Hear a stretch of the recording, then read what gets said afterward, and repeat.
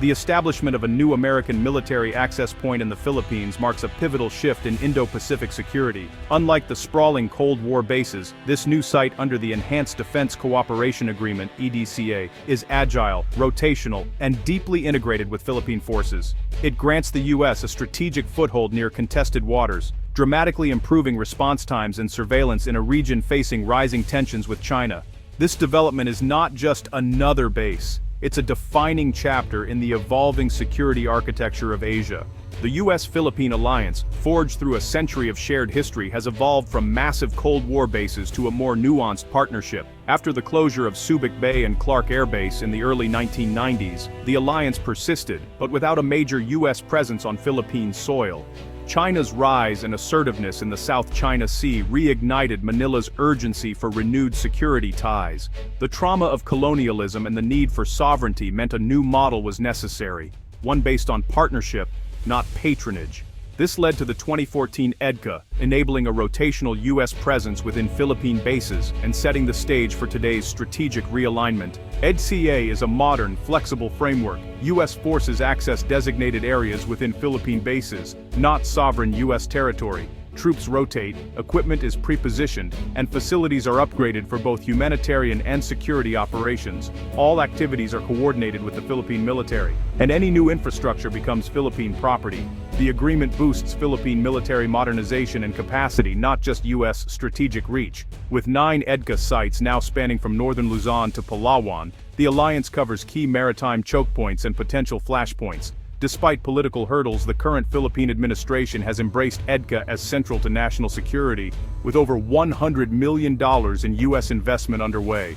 The expansion of EDCA is a direct response to China's assertiveness in the South China Sea and the strategic importance of the Luzon Strait near Taiwan. Chinese maritime aggression has made a robust deterrent essential for Manila. Bases in northern Luzon give the U.S. rapid access to potential conflict zones, making the Philippines indispensable in any Taiwan scenario. This move aligns with Washington's Indo-Pacific strategy, building a resilient distributed network of allies. Political alignment in both Manila and Washington has finally turned EDCA from paper to reality at a moment of heightened regional tension. The new EDCA sites fundamentally reshape the military balance in the Western Pacific. Bases in northern Luzon put U.S. forces within striking distance of Taiwan, slashing response times and complicating Chinese military planning. This multi-axis threat forces Beijing to defend from multiple directions, stretching its resources. Dispersed, resilient sites reduce vulnerability to preemptive strikes and enable persistent surveillance over contested waters. Joint U.S.-Philippine operations now monitor hotspots like the Spratly Islands more effectively. Regular exercises and shared facilities build true interoperability, transforming the alliance from theory to operational reality.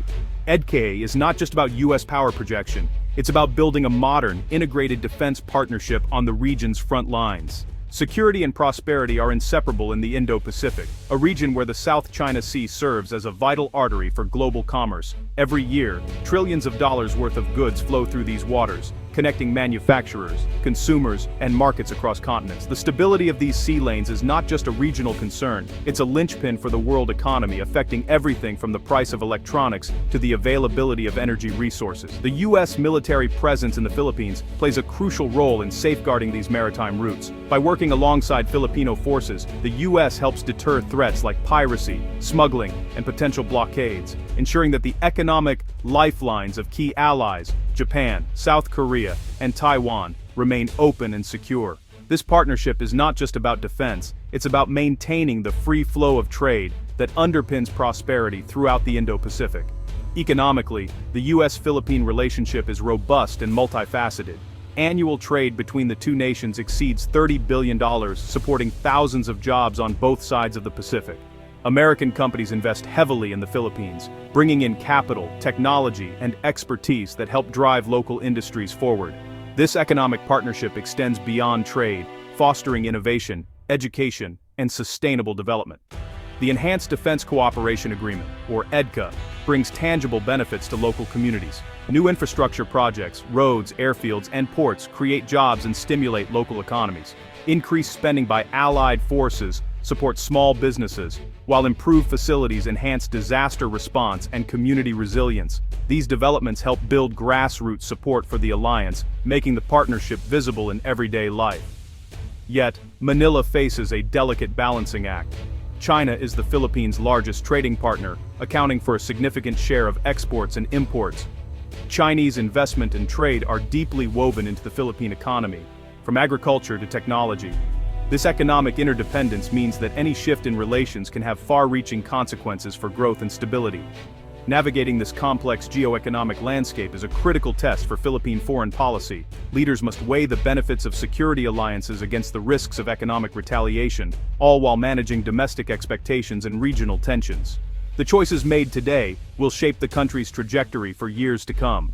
Ultimately, the success of EDCA and the broader U.S.-Philippine partnership will depend on Manila's ability to secure both its sovereignty and its economic future, striking a careful balance between competing interests in a rapidly changing world. The expanded U.S. presence in the Philippines has drawn a range of regional reactions. Allies like Japan and Australia welcome it as a boost to deterrence and stability. ASEAN responses are mixed. Vietnam quietly supports it, while Cambodia and Laos express concern over rising tensions. China has condemned the move, accusing the U.S. of stoking confrontation and warning Manila of entanglement in great power rivalry. Taiwan, though officially silent, benefits from a stronger U.S. presence to its south. These varied responses highlight the central, contentious role the new Philippine sites play in Asia's security landscape. The EDCA expansion is both a reassurance to some and a provocation to others. The Enhanced Defense Cooperation Agreement, or EDCA, represents a significant transformation in how the United States approaches its military presence overseas. During the Cold War, the U.S. relied on sprawling, heavily fortified bases, massive installations that projected power but also made clear targets. These bases, often isolated from local communities, symbolized a permanent American footprint and sometimes generated local resentment. In contrast, the EDCA model marks a major evolution, shifting away from these large, permanent bases to a more flexible, networked approach that is better suited to today's security environment. Today's strategy is often described as places, not bases. Instead of building huge standalone installations, the U.S. now focuses on establishing smaller dispersed sites that are shared with host nations like the Philippines. These locations are less visible, more integrated with local forces, and designed to reduce both political friction and the risk of becoming easy targets in a conflict. By working closely with host countries, the U.S. can maintain a presence that is both effective and more politically sustainable. This shift is a direct response to modern threats, especially the rise of China's long-range missile capabilities. Large static bases are increasingly vulnerable to precision strikes. By dispersing forces across multiple smaller sites, the U.S. makes its military assets harder to target, more survivable, and far more adaptable to rapidly changing situations. This networked posture allows for quick repositioning and flexible responses to emerging threats. Dispersal is not just about survival, it's about ensuring operational continuity. If one site is compromised or attacked, others can continue the mission, maintaining a resilient defense posture. This approach also enables more dynamic training and real-time coordination across the region. The new model places a strong emphasis on partnership and interoperability. U.S. and Filipino forces now train and operate side by side, building trust and learning to work seamlessly together. This deepens military ties and ensures that both nations are prepared to respond jointly to any crisis. It's a move away from the old model of transactional security guarantees, where the U.S. simply promised protection, toward genuine collaboration.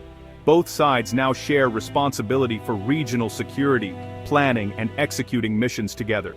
The alliance's focus has shifted to defending shared interests, not just providing a U.S. security umbrella.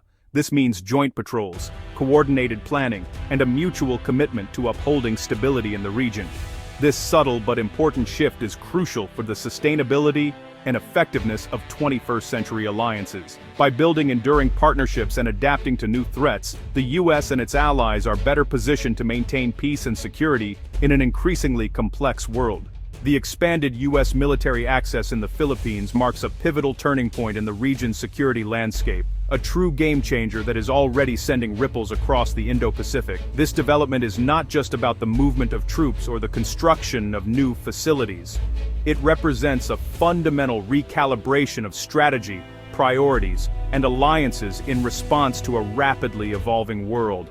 The new posture is agile, resilient, and meticulously tailored to address today's complex geopolitical realities. U.S. forces are now better equipped to respond quickly to emerging threats, conduct joint exercises with Filipino counterparts, and adapt to the unique challenges posed by the region's geography and climate. Advanced technology and interoperability are at the forefront, ensuring that both nations can operate seamlessly together. This enhanced cooperation strengthens deterrence against potential aggressors, secures vital sea lanes that are the lifeblood of global trade, and reaffirms the U.S. commitment to a free and open Indo-Pacific. The partnership sends a clear message: the region's stability and prosperity are shared responsibilities, and both nations are prepared to defend them. The move is a direct response to China's rapid military rise and assertive actions in the South China Sea. It has fundamentally reshaped the region's security architecture, prompting neighboring countries to reconsider their own strategies and alliances. Yet, as the U.S. and its allies reinforce their posture, the region faces a pivotal question, one that echoes in diplomatic halls and military briefings alike. Can a stable equilibrium be found amid these shifting dynamics, where all parties feel secure and respected? Or will this ongoing cycle of action and reaction, of military buildups and countermeasures, ultimately lead to greater division, heightened tensions, and the ever-present risk of miscalculation or conflict? The new Philippine sites have become a fulcrum for Asia's future, a strategic crossroads where reassurance, deterrence, and the risk of escalation are constantly being weighed and recalibrated. Here, military planners and policymakers must balance the need to reassure allies, deter adversaries, and avoid unintended escalation. Every decision carries consequences, not just for the Philippines and the United States, but for the entire region. The story of the Enhanced Defense Cooperation Agreement, or EDCA, is still being written. Each new development, each diplomatic negotiation, adds another chapter to this unfolding narrative. Its ultimate impact on regional peace, stability, and the balance of power remains an open question, one that will shape the future of the Indo-Pacific for years to come.